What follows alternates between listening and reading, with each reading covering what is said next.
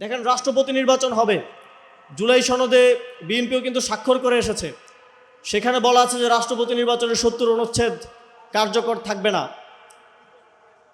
তো বিএনপি আগের অবস্থাতেই, আগের ব্যবস্থার মধ্য দিয়ে আবার রাষ্ট্রপতি নির্বাচন করছে।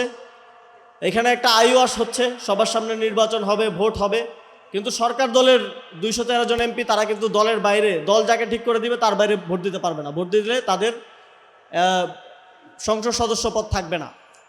আমরা চেয়েছিলাম এবং জুলাই সনদে সবাই অ্যাগ্রি করেছে যে রাষ্ট্রপতি নির্বাচনে ৭০ অনুচ্ছেদ কার্যকর হবে না এবং এমপিরা যে কাউকে ভোট দিতে পারবে। যদি সেরকম পরিস্থিতি হতো, সংস্কারের পরে এই নির্বাচনটা হতো, তাহলে আমরা দেশের জন্য সত্যিকার অর্থে দলমতের ঊর্ধ্বে একজন রাষ্ট্রপতি হওয়ার মতো যোগ্য ব্যক্তিকে সম্ভবত রাষ্ট্রপতি দেখতে পেতাম। কিন্তু দুঃখজনক যে জুলাই গণঅভ্যুত্থানের পরে একটা রাষ্ট্রপতি নির্বাচন হচ্ছে, আমাদেরকে আবারও একজন দলীয় ব্যক্তিকে রাষ্ট্রপতির জায়গায় দেখতে হবে। স্থানীয় সরকার নির্বাচনে আপনারা ইতিমধ্যে জানেন যে বিএনপি সিটি কর্পোরেশনগুলোতে প্রশাসক নিয়োগ করেছে। কিছু কিছু ক্ষেত্রে ইউনিয়ন পরিষদ, উপজেলা পরিষদেও প্রশাসক নিয়োগ করা হয়েছে। জেলা পরিষদগুলোতে প্রায় সবগুলোতেই প্রশাসক নিয়োগ করা হয়েছে। বিএনপি গত ১৭ বছর সংস্কারের কথা বলে রাজনীতি করে আসছে, গণতন্ত্রের কথা বলে রাজনীতি করে আসছে। অথচ দেখেন, তাদের প্রশাসকরা সরকারি টাকায়, সিটি কর্পোরেশনের টাকায়, এক পাশে সিটি কর্পোরেশনের লোগো, আরেক পাশে বিএনপির দলীয় লোগো, তারপরে তার বড় ছবি দিয়ে সারা ঢাকায় পোস্টারিং করে ছড়িয়ে ফেলেছে। এদিকেও আশেপাশে পোস্টার খুঁজলে পাওয়া যাবে। সরকারি টাকায়, সিটি কর্পোরেশনের তহবিলের টাকায় নিজের নির্বাচনী প্রচারণা করে, এটা কিসের গণতন্ত্র? আমরা জাতীয় নাগরিক পার্টির পক্ষ থেকে স্পষ্টভাবে দাবি করেছি, কোনো প্রশাসক, যাদেরকে প্রশাসক দেয়া হয়েছে, কেউ স্থানীয় সরকার নির্বাচনে অংশগ্রহণ করতে পারবে না। যদি তারা স্থানীয় সরকার নির্বাচনে অংশগ্রহণ করে, এই নির্বাচনটা আবারও একটা প্রশ্নবিদ্ধ নির্বাচন হয়ে থেকে যাবে।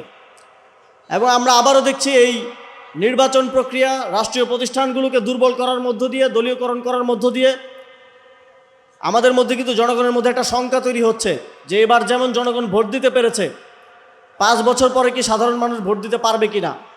তো স্থানীয় সরকার নির্বাচনে বোঝা যাবে যে 5 বছর পরে আমরা ভোট দিতে পারবো কি পারবো না।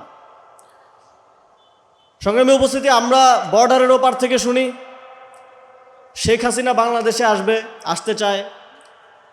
আওয়ামী লীগের বিভিন্ন নেতারা সাক্ষাৎকার দিচ্ছে, বিভিন্ন জায়গায় তারা বাংলাদেশে আসতে চায়। এই বিষয়ে তো কেউ দ্বিমত করতেছে না। আমরাও চাই আপনারা আসেন। এই যে আমাদের মঞ্চে শহীদ পরিবারের সদস্যরা আছেন, মঞ্চের সামনে শহীদ পরিবারের সদস্যরা আছেন, আমাদের মায়েরা আছেন, তারা প্রতিদিন আল্লাহর কাছে দোয়া করেন যে তাদের সন্তানের হত্যার জন্য যারা দায়ী, তাদের যেন বিচার নিশ্চিত হয়। শেখ হাসিনা বাংলাদেশে ফিরলে সেই বিচার নিশ্চিত হওয়ার জন্য, সেই বিচার নিশ্চিত করার জন্য আমরা প্রস্তুত আছি ইনশাল্লাহ। আমরা ইদানিং শুনছি যে বাংলাদেশের প্রধানমন্ত্রী ভারত যাবেন।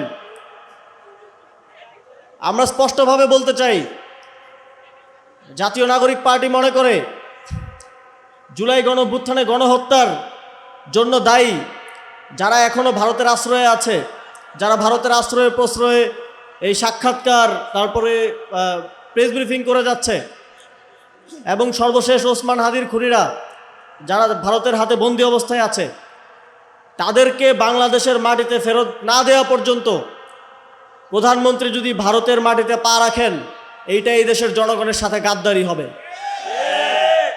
তাদেরকে আগে বাংলাদেশে ফিরিয়ে আনেন, তাদের ফাঁসির রায় কার্যকর করেন, বিচার নিশ্চিত করেন, তারপরে ভারতের সাথে সুসম্পর্ক হতে পারে। যারা এতদিন এখানে ফ্যাসিবাদ টিকিয়ে রেখেছিল, যারা এখনও গণহত্যাকারীদেরকে সহযোগিতা করে যাচ্ছে, এই গণহত্যাকারীদের বাংলাদেশে ফিরিয়ে না দেওয়া পর্যন্ত তাদের সাথে কোনো সুসম্পর্ক হতে পারে না। সংগ্রামী উপস্থিতি, এই যাত্রাবাড়িতে আপনারা জুলাই গণঅভ্যুত্থানে যেভাবে সফলভাবে স্বাধীন করেছিলেন, আগামীর বাংলাদেশে গণভোটের রায় বাস্তবায়ন সহ আমাদের গণতান্ত্রিক এবং রাজনৈতিক লড়াইয়ে সেই শক্তিশালী ভূমিকায় আপনারা এখানে উপস্থিত থাকবেন এই প্রত্যাশা ব্যক্ত করে আমার বক্তব্য শেষ করছি। আসসালামু আলাইকুম।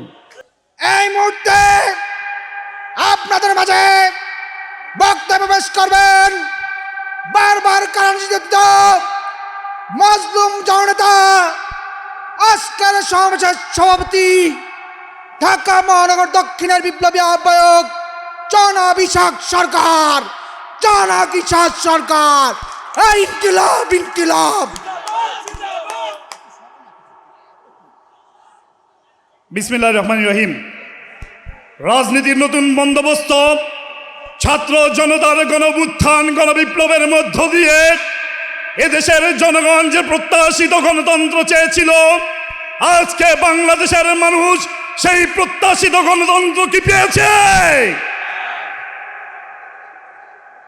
আজকে ছাত্র জনতার 1400 ছাত্র জনতার গণঅভ্যুত্থানের মধ্য দিয়ে কিন্তু আমরা এই দেশটিকে প্রত্যাশিত করেছিলাম রাজনীতির যে নতুন বন্দোবস্ত হবে, সেই নতুন বন্দোবস্তে এদেশের মানুষ স্বাধীনতা পাবে, সার্বভৌমত্ব পাবে, গণতন্ত্র পাবে। কিন্তু বাংলাদেশের মানুষ কি সেটা পাচ্ছে? আজকে সারা দেশ চাঁদাবাজি সংগ্রামে পরিণত হয়েছে। আজকে ঘরে ঘরে নেতা কর্মীদের উপর জুলুম করা হচ্ছে। আজকে নাসিরউদ্দিন পাটোয়ারির উপর হামলা করা হচ্ছে। কিসের জন্য হামলা করা হচ্ছে? নাসিরউদ্দিন পাটোয়ারি চাঁদাবাজদের বিরুদ্ধে কথা বলে, সন্ত্রাসের বিরুদ্ধে কথা বলে। আজকে ঘরে ঘরে নাসিরউদ্দিন পাটোয়ারি তৈরি হয়ে গিয়েছে। আজকে ঘরে ঘরে সচিব ভুইয়া তৈরি হয়ে গিয়েছে। আজকে ঘরে ঘরে নাহিদ ইসলাম তৈরি হয়ে গিয়েছে। আমাদেরকে ভয় দেখিয়ে কোনো লাভ নেই।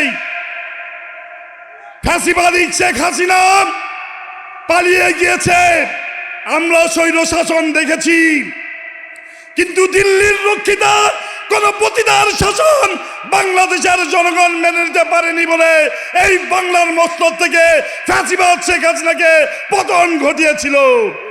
আপনারা কি চান না এই যে আমাদের মঞ্চে শহীদ পরিবাররা উপস্থিত আছে, সেই সমস্ত শহীদ পরিবারদের সন্তানদের বিচার এই বাংলার মাটিতে সন্ত্রাসীদের বিচার করা হোক? আপনারা কি চান না? আপনারা কি চান? আমরা চাই এই ভারতীয় উপমহাদেশে যে সমস্ত সন্ত্রাসী খুনি হাসিনার নেতৃত্বে পালিয়ে আশ্রয় নিয়েছে, তাদেরকে বাংলার মাটিতে ধরে এনে তাদের বিচার কার্যকর করতে দেখতে চাই। আজকে কয়েকদিন আগে বিএনপির মহাসচিব একটি স্লোগান দিয়েছিল, সেই স্লোগানটা আপনারা আমার সাথে ধরেন। হ্যাঁ, ধরবেন? সবাই ধরবেন তো? গ্যাস নাই, বিদ্যুৎ নাই, এই সরকারের দরকার নাই। গ্যাস দে, পানি দে, নইলে গদি ছেড়ে দে। গ্যাস দে, বিদ্যুৎ দে, নইলে গদি ছেড়ে দে। গ্যাস দে, পানি দে, নইলে গদি ছেড়ে দে। এইটা কিন্তু আমার স্লোগান নয়। কিছুদিন আগে বিএনপির মহাসচিব এই স্লোগানটি দিয়েছেন ফ্যাসিবাদ খুনি হাসিনার বিরুদ্ধে। আজকে কি বাংলাদেশের ঘরে ঘরে বিদ্যুৎ আছে, গ্যাস আছে? তাহলে এই সরকারের কোনো দরকার আছে? সকলে প্রস্তুতি নেন, সময় সংক্ষিপ্ত, বক্তব্য আর দীর্ঘায়িত করব না। ইনশাআল্লাহ দীপ্ত চেতনায় উজ্জীবিত হয়ে আগ্রাসী অপসংস্কৃতি প্রতিরোধ, বিপন্ন বাংলাদেশের স্বাধীনতা, সার্বভৌমত্ব এবং অখণ্ড গণতন্ত্রকে রক্ষার আহ্বান জানিয়ে এনসিপিতে আজকে যারা এই প্রোগ্রামে উপস্থিত হয়েছেন সকলকে আমার ব্যক্তিগত পক্ষ থেকে শুভেচ্ছা, ধন্যবাদ এবং অভিনন্দন জানিয়ে আমি আমার বক্তব্য শেষ করছি। ইনকিলাব ইনকিলাব, জিন্দাবাদ জিন্দাবাদ, ইনকিলাব ইনকিলাব।